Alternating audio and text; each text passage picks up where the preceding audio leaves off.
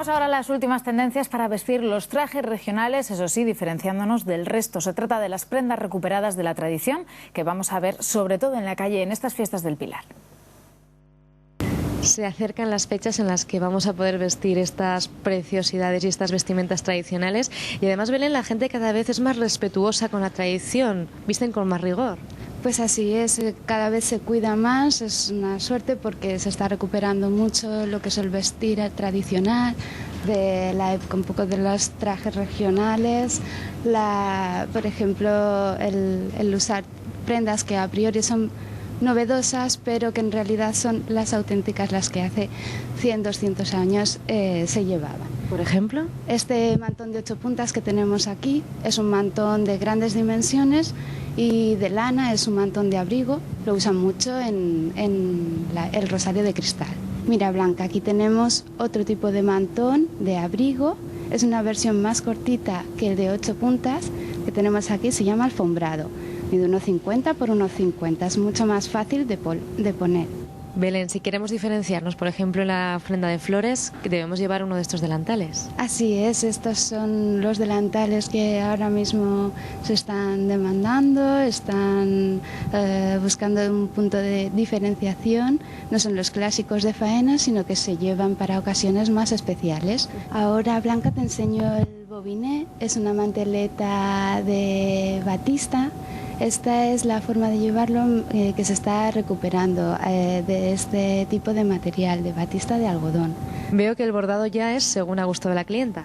Pues lo habitual es que el bordado del bobiné sea a cadeneta y luego en formato de pico, más pequeño.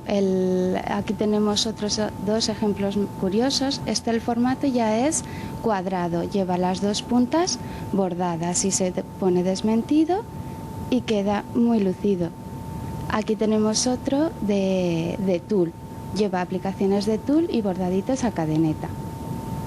Bueno, Blanca, te cuento lo que de alguna manera no es marcar tendencia, porque no nos estamos rigiendo por una moda, puesto que estas modas lo que hacemos es reproducirlas. Entonces, bueno, pues este año nos ha tocado reproducir las basquiñas que son una prenda súper importante. Pueden ser en seda, se nos repite en la montaña y en los lugares de frío, con lo cual en ese caso son de lana y son con lo que la señora se va a casar. Va a ser su traje de iglesia. Miguel Ángel, si vestimos una indiana, este año nos diferenciamos del resto.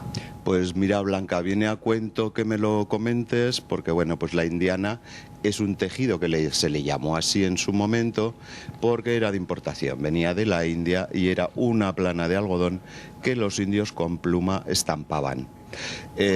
Fue un artículo de superlujo y que solo utilizó las clases sociales altas.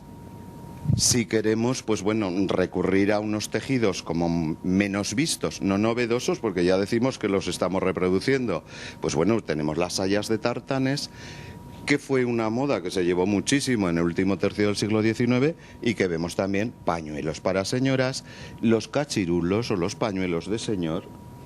Que también vemos. los señores, importante. Y evidentemente que parece como que nos olvidemos de ellos. Pues no, ellos también tienen ahora sus reproducciones de pañuelos para la cabeza y las sayas de virones, que las sayas de virones se han utilizado muchísimo porque era una forma de que los tejedores utilizaran restos de lana que les quedaba y que eran siempre rayados. ¿Y un último consejo para vestir adecuadamente?